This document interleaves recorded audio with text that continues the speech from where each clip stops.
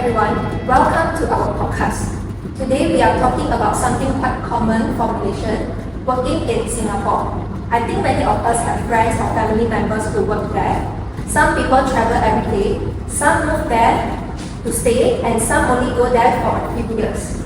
So today we just want to talk about the real experience, like why people choose to work there and what are the good things and also the challenges. So alright, before we start, let's just introduce ourselves. Gabriel, would you like to start first?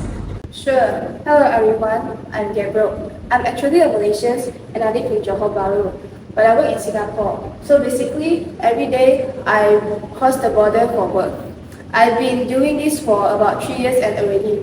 At first, I thought it's okay, maybe can handle lah, but honestly, commuting is really tiring. I usually need to wake up at around 5 a.m. then need to go through the checkpoints. Sometimes the queue is really long, especially Monday morning, but a lot of Malaysians are doing the same thing. So slowly, you just get used to it. And of course, the reason I work there is mainly because the salary is higher compared to Malaysia. Yeah, I don't think I can do that every day. Hi everyone, I'm Dongling. I'm Malaysian also, but I live in Singapore now. I work there as a graphic designer in a marketing company. I moved there about 5 years ago when I first got the job. At the beginning, it was quite scary because everything was new. The work environment, the lifestyle, and also the cost of living is quite high. And honestly, the thing I miss the most is Malaysian food, like nasi lemak, roti canai, mama food. Very hard to find the same taste there. But after a while, I got used to it, and I also learned a lot from working there. Hi everyone, I'm Yongying and I'm from Singapore. I work as a team manager in a logistic company. There's quite a lot of my colleagues are Malaysians. From what I see, many of them work very hard. Some even commute from Johor every day, which honestly I feel is quite impressive. Because just traveling already takes so much of time and energy. In Singapore, Malaysians workers are quite common in many industries like retail, service job, and even office work. So they are actually a very important part of workforce. Hi, my name is Yvonne. My experience is a bit different because I used to work in Singapore, but now I'm back in Malaysia. I worked there for about 4 years. At that time, I rented a room in Singapore and stayed there during the weekdays. During weekends, I come back to Malaysia. At first, it was quite exciting because the salary was triple and I could gain new experience. But after a few years, I started to miss home a lot. So eventually, I decided to come back and work in Malaysia. But overall, I would say the experience was still very valuable. Okay, so just now we talked about our own experience working in Singapore. But actually this whole Malaysia and Singapore worker situation didn't just happen recently. It's been going on for a very long time already. If we look at the history, a big turning point was in 1965 when Singapore separated from Malaysia. After that, Singapore started focusing a lot on industrialization and also economic development.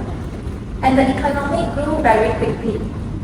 Yeah, I heard that Singapore separated from Malaysia from 1965. They went full speed on industrialization, factories and office, everything grew very fast. Naturally, they need more workers. Exactly, Gabriel, and because Johor is super near Singapore, many Malaysians could commute daily instead of moving permanently. Some studies even say this pattern already started in 1970s. True. And Singapore also made policies to attract workers. Malaysians are culturally similar, near can travel easily, so they became one of the largest migrant groups, almost 44% according to the. Yeah, also it's not just low-scale work anymore. I work with Malaysians who are engineers, accountants, designers, and even managers. So over time, it raised some discussion about brain drain because Malaysia is losing some skilled talent. And if we look at it from a development theory perspective, this is a classic case of push and pull factors. Malaysians are pushed by lower wages or fewer opportunities and pulled by Singapore's higher salary and career prospect. Yeah, and because the economies are so linked, the labor movement is not just personal. It actually benefits Singapore more, but also shows how connected our countries are economically. Okay, so now we know why Malaysians started going to Singapore, but let's talk about what is happening now, as I heard that things have changed a lot, not just about salary anymore. Yeah, for example, now people also look for quality life. Like better work-life balance, insurance, even easier immigration. It is not only about money. I heard some friends go there just to gain international experience and build networks.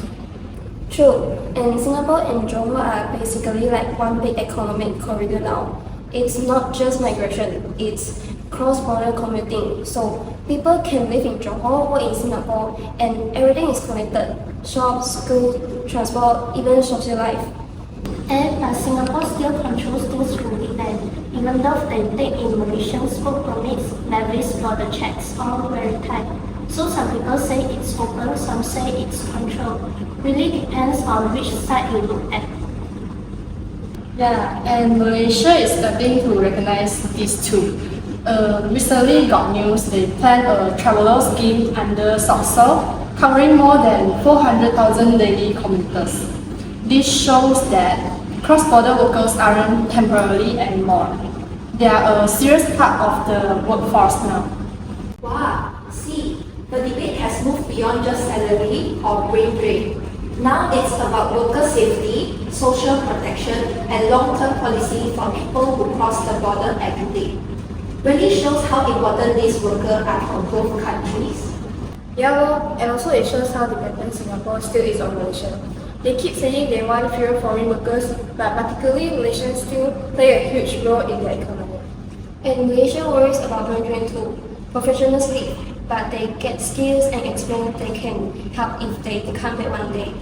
Exactly lah, so now it's not just low-skilled workers, it's skilled workers, daily commuters, and regional economy altogether, super complex already.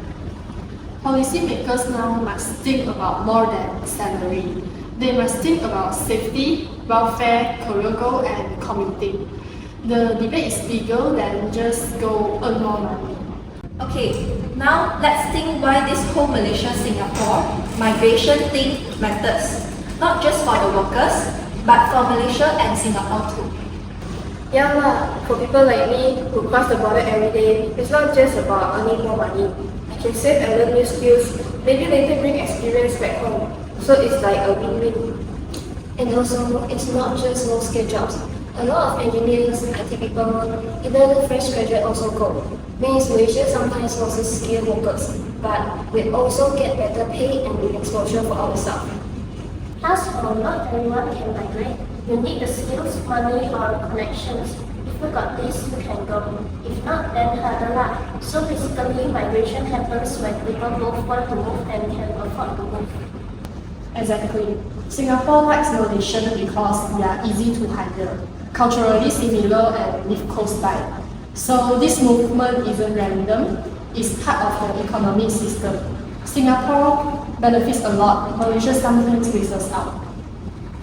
But migration can also help Malaysia. Money comes back home, family save, ideas and skills come back too. So it can reduce poverty, even if it increases inequality a bit if only someone can go. And another thing, some move because jobs here not enough or pay too low, while Singapore offers better opportunities. So it's really like a push-pull. Push by low wages, pull by higher income and career growth. Exactly. Migration affects people, families, and countries. It's not just living for money, it's planning, opportunity, social networks, policy, and even life improvement. And it shows how connected Malaysia and Singapore are economically. One country's growth can affect the others. And it makes us think Malaysia also needs to improve conditions here, better pay, more job opportunities, so skilled people don't all leave. Then migration becomes a choice, not a must. So at the end, migration is a part of modern life. It's not just about living, it's about how countries, families, and individuals plan for their future. Wow, I think it's very interesting topic. Thank you for coming and sharing your experience. So I think that